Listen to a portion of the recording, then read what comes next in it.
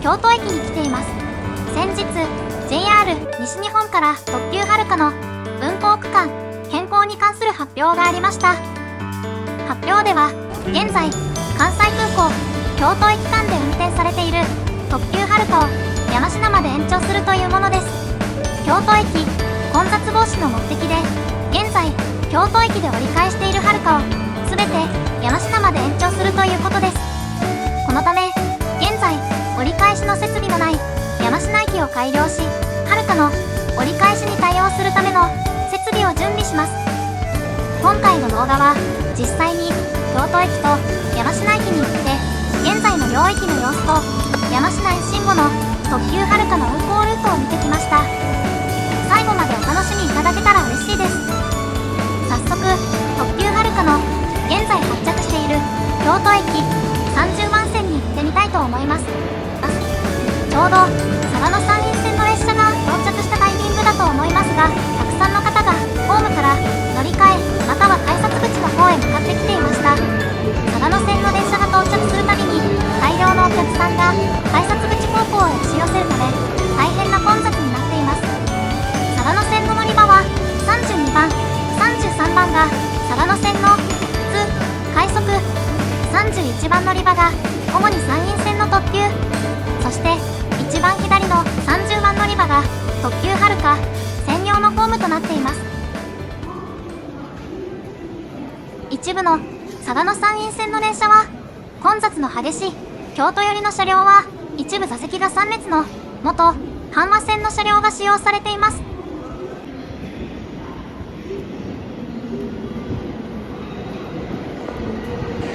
はるか専用の30番線には次に発車する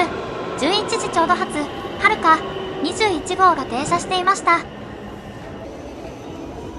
発車時刻まで10分を切っていますが、車内はかなり空いた状態です。現状ではこの時間の京都始発のはるかを山科まで延長しても乗車の方はほとんどいないと思われます。この後前方の車両まで行きましたが、各車両とも乗車の方はおられますが、それほど混雑している様子はありませんでした。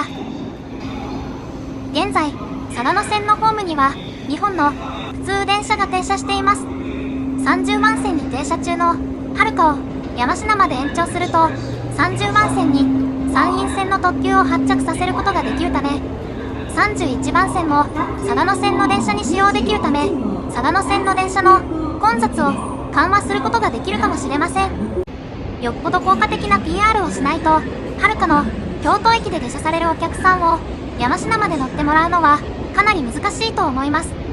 それよりも山科延伸でメリットがあるのは、現在はるかが折り返しているホームを山陰線の特急に使用し、嵯峨野線の列車のホームを増やすことのメリットがあると思います。これもあくまで想像ですが、2031年に開通予定のなにわ筋線の直通列車が京都駅まで来る可能性もあるのかもしれません。なにわ筋線は開通後 JR の特急、快速、そして南海の特急、急行全て合わせると1時間あたり13本以上走ることが想定されています。はるか、黒潮を除く全ての電車が新大阪駅で折り返しするのはかなり難しいと思います。関空、紀州路快速あたりが京都まで来るのも全くないとは言い切れないではないでしょうか。30番線の出発信号機を見てみると、山陰線と梅小路方向の2方向の信号があります。はるかは梅小路方向の出発信号機で出発しますが、出発後山陰線を少し走行した後貨物線に入ります。はるかが出発時は山陰線の到着、出発ができないのも大きなネックとなっています。嵯峨野線の普通電車が出発しました。嵯峨野山陰線には京都駅出発後単線区間があり、この単線区間をはるかも使用しています。神戸、大阪方面からの新快速が到着しました。特急はるか山科延伸の際には現在のサンダーバードが走っているルートで山科へ向かうと思われます。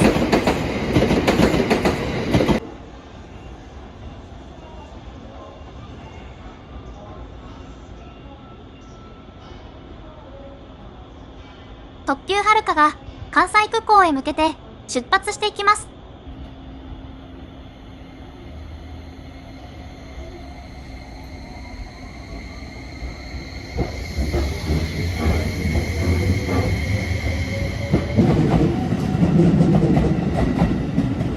下りのはるかは山陰線を走行した後、桂川駅付近まで貨物線をゆっくりとした速度で走ります。山科発となったはるかは新快速と同じ外側線を走るため、トップスピードで新大阪へ向かうことでしょう。先ほどのはるかが出発したわずか4分後、もう次のはるかとなる電車が到着します。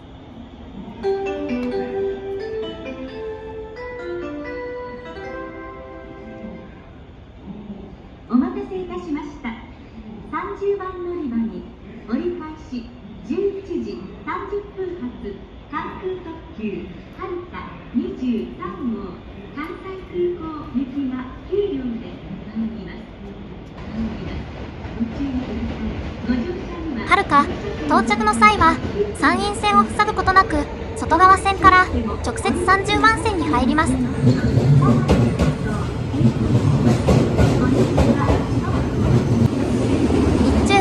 30分おきに出発しているはるかが30番線を開けるのは出発した直後の4分間だけです。まさに30番線を占有してると言っていいでしょう。特急はるかは30番線に到着しましたが、この後車内整備のため乗車できるにはしばらくかかります。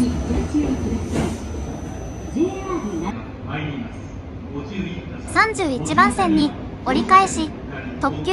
城崎5号が到着しました。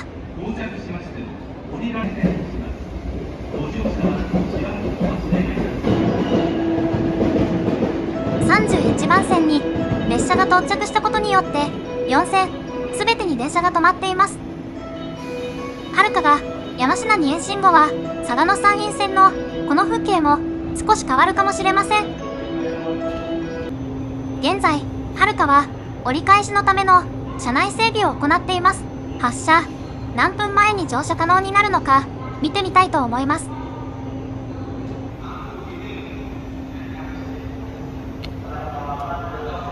特急はるかに座席の自動回転機能がついていたの知りませんでした。11時21分発車の9分前に車内整備が終了しました。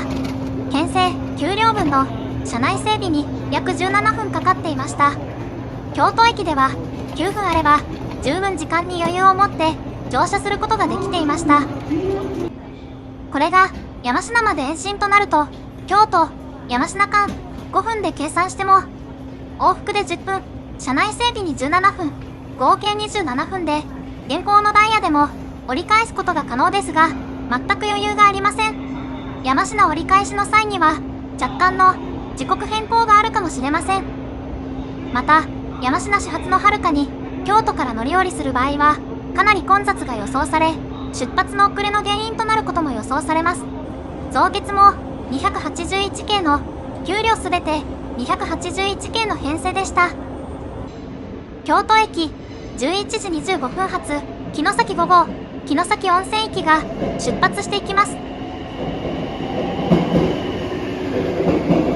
4両編成ということもありますが、ほぼ満席に近い状態で出発していきました。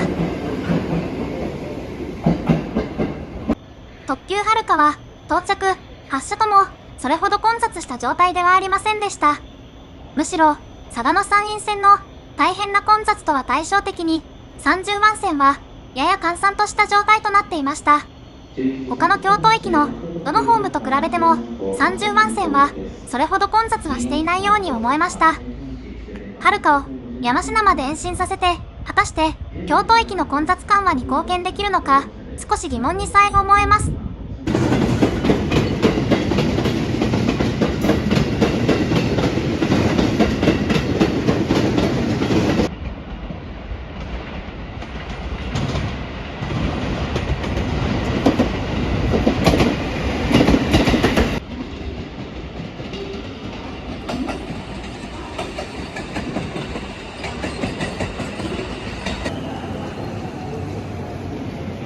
京都のオーバーツーリズムの象徴ともいえる混雑する嵯峨野山陰線京都駅のホームでした。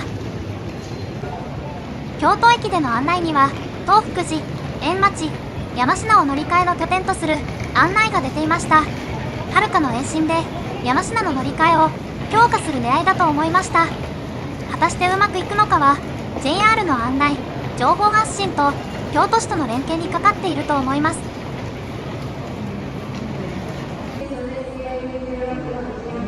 ここからは琵琶湖線の電車に乗って実際に折り返しとなる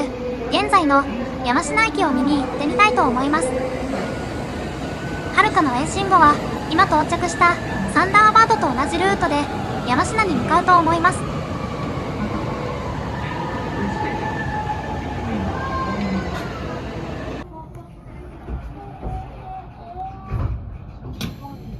琵琶湖線の普通電車に乗って隣の駅山科まで行きます。山科までの所要時間は約5分です。この電車は内側線を走っていますが、はるかは外側線を走る予定です。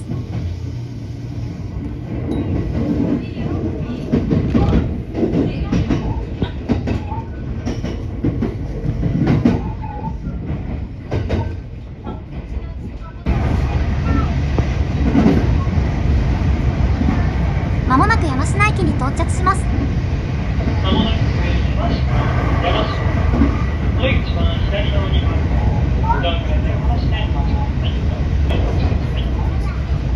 ここまで外側線を走ってきたはるかは新しく設置される渡り線を使って外側線から内側線に転線します。そしてこの電車と同じホーム3番線に到着します。到着したはるかはお客さんを降ろした後直進し引き上げ線に改良される現在大津方面へと続く線路に向かいます。この先の直進する線路は車止めを設置し引き上げ線に配線変更されます。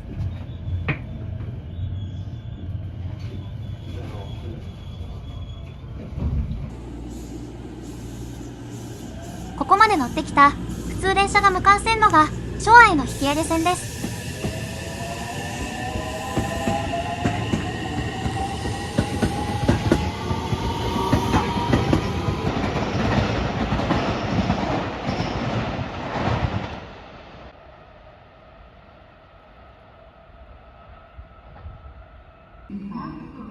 新しく5番乗り場の設置される線路を見てみます。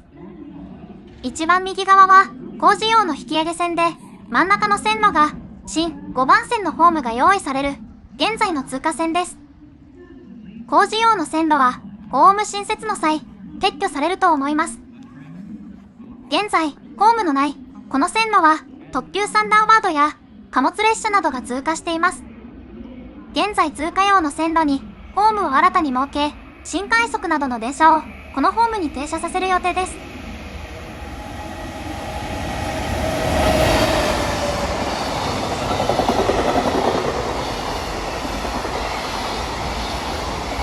貨物列車が通過しているこの線路に新しくホームを設け、はるかが停車している間に到着する湖西線、琵琶湖線の電車に対応するため、ホームを増設する予定です。現在あるホームと同じ長さの12両用のホームを増設する予定ですが、大津寄りの半分は工事列車用の線路を撤去すれば十分スペースはありますが、京都寄りの土地はブロック便までの距離が短く、かなり狭いスペースしかありませんでした。この部分のホームはかなり狭いホームとなるかもしれません。ホームの京都寄りの端に来ました。もう一度ホーム上から特急はるかの折り返しのルートを見てみたいと思います。京都から外側線を走ってきたはるかは山科駅の手前で内側線に転線し、今新快速の到着した3番乗り場に到着します。3番乗り場でお客さんを降ろしたはるかはそのまま直進し、大津寄りに新設される引き上げ線に向かって進んでいきます。引き上げ線で車内整備を終えたはるかは出場し、山科駅の2番線に入ってきます。今新快速が到着したホームが将来遥が出発する2番線です。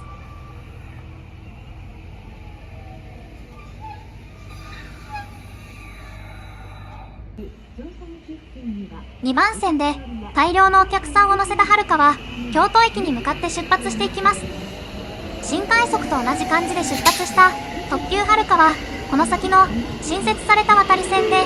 内側線から外側線に転線します。以上が駅改良工事を終えた後の京都から山科まで延伸になったはるかが山科で到着し折り返すまでの運転ルートです。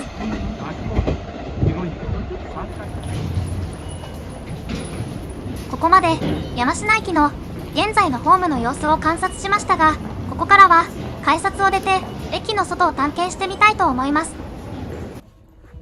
一番気になる新設される5番線乗り場の外側の状態ですが、ご覧のように道路ギリギリまで線路の外側のブロック塀が来ています。この辺りはブロック塀のすぐ内側が大津方面への通過線でした。やはりスペースの都合上、広いホームはかなり難しいと思います。京都駅の大量のお客さんをこちらに分散してきていただくには、やはりホーム策も必要だと思いますので、この部分を JR 西日本がどのように改良するのかがとても気になります。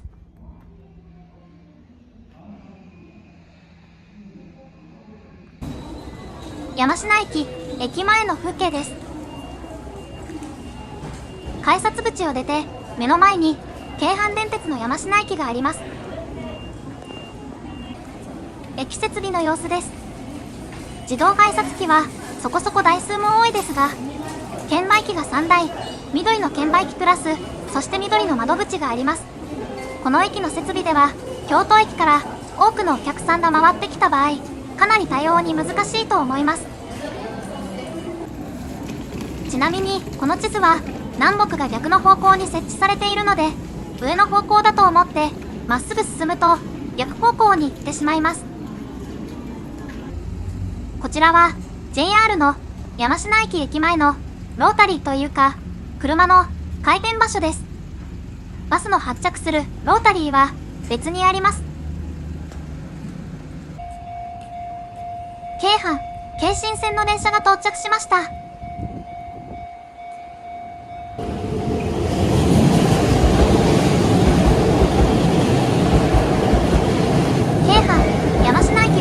車両長の短い京神線の電車が1時間に3本運転されていました。こちらは京阪山科駅側にあるロータリーです。各方面へのバスはこちらから出発しています。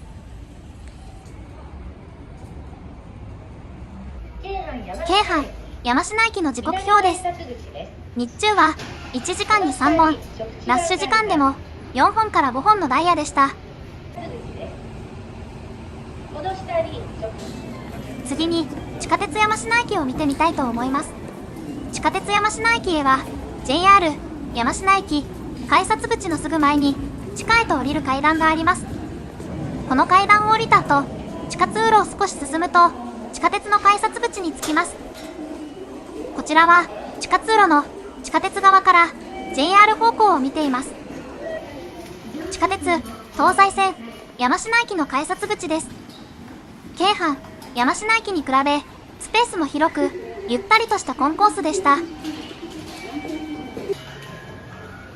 時刻表も京阪京神線と比べ物にならないくらい本数もかなり多いです。 JR 山科駅からの乗り換えのお客さんはそのほとんどは地下鉄へと乗り換えていました。運転本数から考えると当然の結果だと思います。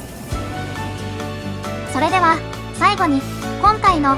JR の発表について実際に山科京都駅で見てきた感想ですが、